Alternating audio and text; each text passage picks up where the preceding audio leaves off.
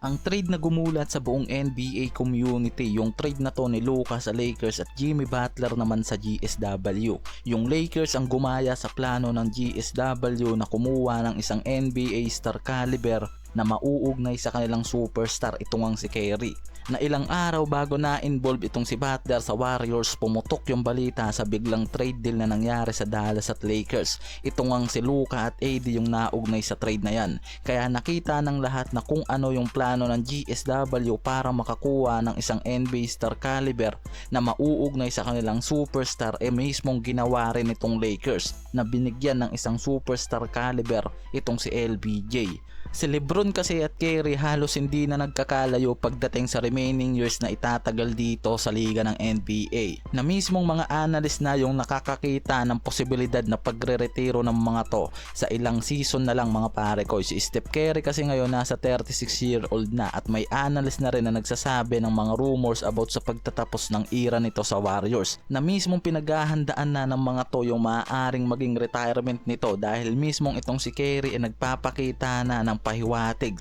para sa kanyang team na GSW. Kaya pinaghahandaan na rin itong Warriors yung senaryo na yan, kaya kumuha sila ng isang star player and eventually player na kayang mag-lead sa Warriors para sa kanilang pagiging future contender. Ito nga si Jimmy Butler, even na nasagasaan yung mga future star nila sa trade na yan tulad nga nitong si Wiggins at iba pa, pero mas inaalala nila yung magiging pundasyon nilang mga star player tulad nga nitong Kuminga, Podziemski at Moody. Yan yung naging option ng Warriors na maaari nilang maging kombinasyon para dito kay Butler sa future nila, na magbibigay sa kanila ng pagkakataon na mas lumakas pa dahil nga hindi malabo na mawala na sa roster nila sa ilang season na lang itong si Steph Curry, dahil yung mga GM ng Warriors ay nakikita na itong si Butler yung maaari ring makatulong ngayon kay Steph para makapasok sa playoffs, na ngayon nga ay nakikita naman natin na nagiging effective yung plano na to ng GSW, yung kombinasyon nitong si Butler at Curry, na halos hindi naman nagkakalayo para dito sa Lakers, na ngayon nga rin ay naghahanda na yung mga to para sa kanilang future contender team, lalo't itong si LBJ edi hamak na mas may edad nga compared kay Curry. Pero itong si LBJ naman ngayon meron pang 2 years contract na bagong pinirmahan sa LA Lakers, kaya pwede nga raw na magtagal pa ito ng 1 to 2 season. Pero kailangan na rin itong Lakers na syempre paghandaan at kumuha sila ng isang NBA star, at itong si Luka yung nakita nila dyan. And the same way mga pare ko sa Warriors, dahil ang Lakers nasagasaan din yung mga key player at role player pa nga tulad nitong si Davis at Max Christie. Sa trade na yan na nangyari halos nga naging patas lamang yung trade na to. Kaya halos hindi nagkakalayo sa paraan ng GSW ang ginawang paraan ng Lakers para mas mapalakas pa yung roster nila ngayong season at paghandaan yung future nila. Ang Warriors ngayon ay nasa pang-8 spot sa Western Conference at merong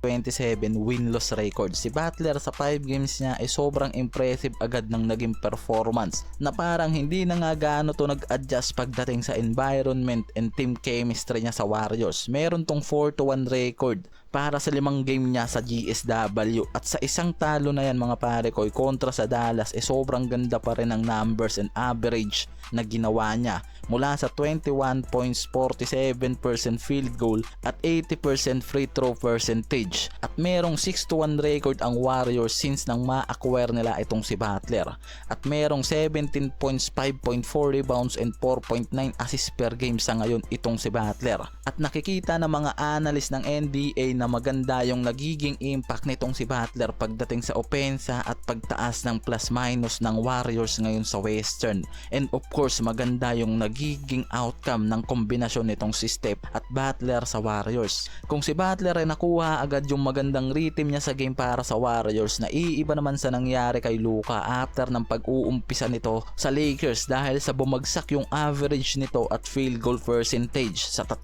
games na nangyari na yan. At ngayon nga nakikita nakikita na rin ng lahat na nakakapag-adjust na ito at nakukuha na yung magandang rhythm niya para sa team ng LA Lakers kasama itong si LBJ. At ngayon nga talagang nakikita natin na nakakabawi na ito at nasa unang video natin pinag-uusapan yan mga pare ko, bisitahin nyo na lang. Ang pagkakaiba nga lang sa edad dahil di hamak na mas bata nga itong si Luka kumpara dito kay Butler, na paniguradong ang Warriors ay mas kakailanganin pa rin nga gumawa ng hakbang para magkaroon sila ng yang asset na mako-combine nila kay Butler. Tulad nga nitong si Podziemski, Kuminga at sila Musi, Moody at iba pa. Yan yung mga asset na kailangan ngang ingatan at alagaan ng Warriors para sa kanilang future. Dahil itong Lakers nga ngayon ayon na rin sa mga analyst sobrang nagiging handa na para sa kanilang future. At meron na sila sa roster ngayon na isang batang superstar na inaalagaan para sa kanilang future na papalit nga dito kay LBJ. And sorry sa mga fans nitong si Lolo Bron at kahit ako naman ay fans nito, pero yan yung reality ngayon na nangyayari sa Lakers na nagpo-focus na yung mga to para paghandaan yung pagre-retiro nitong si Lolo Bron,